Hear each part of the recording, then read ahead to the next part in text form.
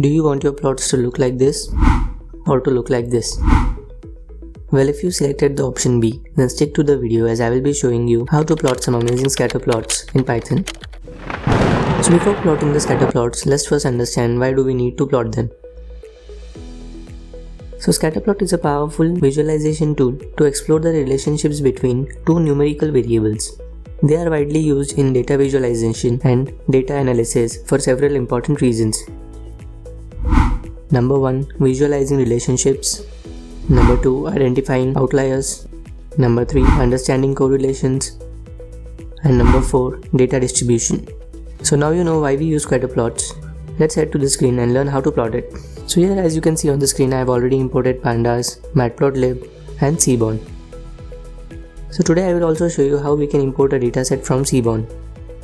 So I will write sns.load_dataset. And we have a tips dataset, so I will write tips. And you can see we have got a dataset, which is nothing but a tips dataset of a restaurant where you have all the columns and total bill is our dependent column. I will store it in a variable df. So if I write df.head, we get this dataset. So let's try to create a scatter plot using Matplotlib.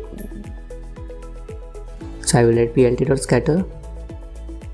And as we know, we can only use numerical columns in the scatter plot. So we will use tip as the first column and total bill as the second column. So I will write df tip,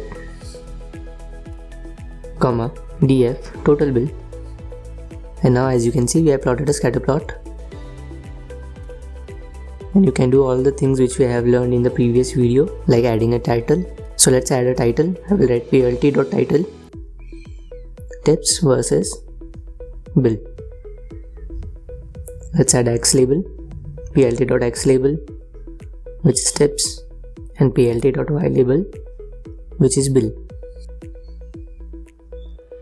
So we have added x label, y label and the title. We can also change the color. So we have the parameter color. Let's change it to red. We can also change the marker. I will give it to star. So this is how you can plot a scatter plot using Matplotlib. Now let's see how amazingly we can create scatter plots using Seaborn. So I will write sns.scatterplot. Here we have to pass data. So data is equal to our df. Then pass x column. So x is equal to tips. And pass the y column, which is our total bill. So as you can see, x and y label are already added. So we'll add a title, plt.title, tips versus bill. Now the beauty of scatterplot lies in its functions. So we have a lot of functions where we can use our categorical variable to differentiate our graphs. So let's use this x column where we have male and female. So here we have a parameter named u. So I will write u is equal to, pass the column name sex. And now you can see, based on the gender, we have the color blue for male and orange for female. So we can interpret that highest amount of bill and highest amount of tip has been given by a male customer. We have another parameter named style, and here I will pass the smoker column. So here a circle represents whether a customer is a smoker and cross represents customer is not a smoker. And depending on the color, we can identify whether the customer is a male or a female. Let's see what all columns we have. So we have size, day and time.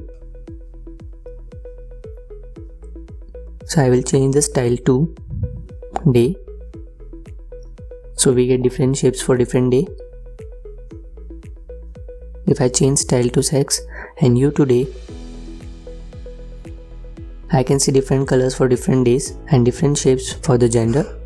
Now here we have another parameter size, and here I will pass the size column. So now depending on the size of the circle or the size of the cross, we can interpret the size of the people along with the customer. So we can see tips and bills are higher on Saturdays as green color represents Saturday. Now instead of day, if I pass time, we can interpret that the tips and bills are higher when the time is dinner. So this is how you can make amazing scatter plots. And now that you are here, you must click on the video to the right to know how to use a line plot. And you also have a great playlist waiting on your left, which will help you master everything about data preprocessing techniques. So make sure you watch it till the end and I will see you there. Till then keep learning and thanks for watching.